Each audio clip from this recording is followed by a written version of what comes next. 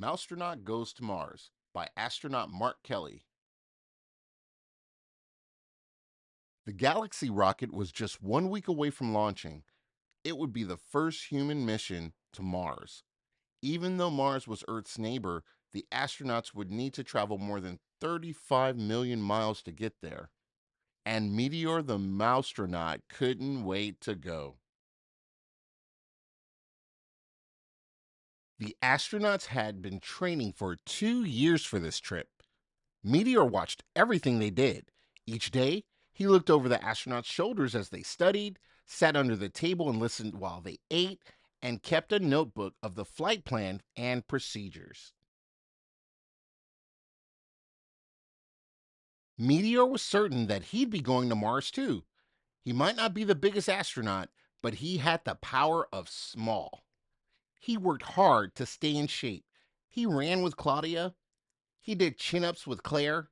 He lifted weights with Charlotte. The Mousetronaut was ready. But when the names of the crew were called out, Meteor's name wasn't on them. The Mousetronaut was not on the list.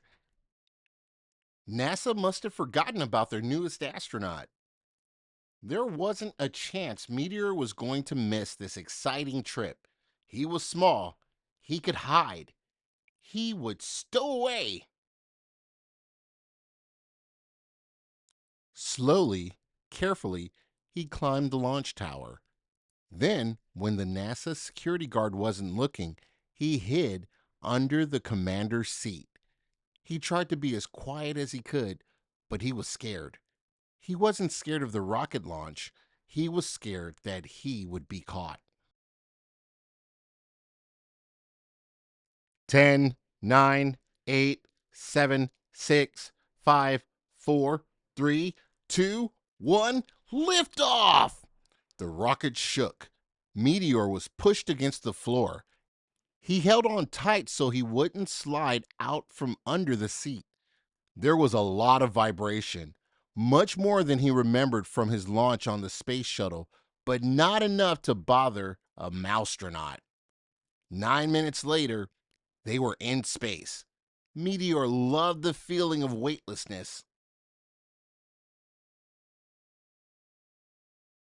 During the long journey, Meteor stayed hidden. He would only come out for crumbs when the astronauts slept. And as Earth got smaller behind them, the red dot that was Mars grew bigger. After 6 months, they finally arrived. Meteor had stayed hidden the whole time.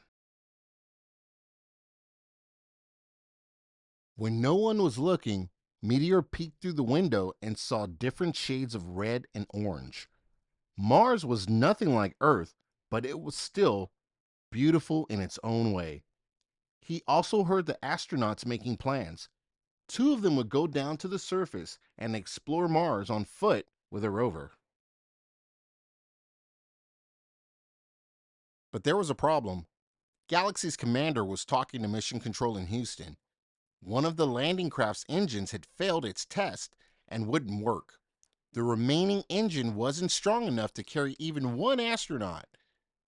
There would be no trip to the surface of the red planet. They would need to turn around and return to Earth. But the Mousetronaut had an idea. He shot out of his hiding place to the surprise of the crew. Meteor, where were you hiding? The commander asked. They were happy to see him, but still sad about their failed mission. Then Meteor floated over to the hatch leading to the landing craft. It is possible, said the commander. One rocket engine could work for someone small enough. It was decided Meteor the Mousetronaut would be the first to set foot on Mars. As he put on his spacesuit, the crew gave him instructions. You need to gather plenty of rock samples, said one, and don't forget to bring back some soil, another added. Last of all, they made a tiny American flag and fastened it to a straw. Meteor tied himself into the seat of the landing craft with some string. It launched from the Galaxy spacecraft and made its way to the surface of Mars. The Martian landscape was unlike anything Meteor had seen before. There were no plants. There was no water that he could see.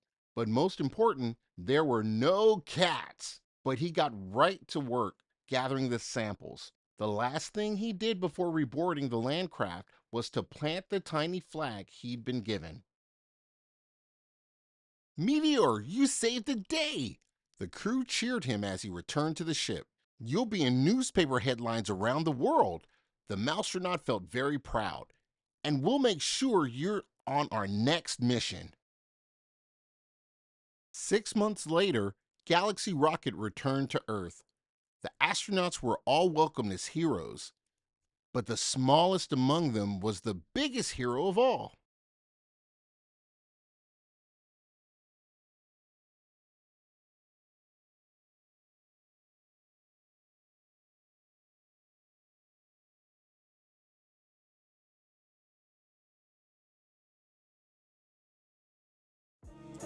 This has been brought to you by Pathfinder Child Development, building blocks to help children move forward.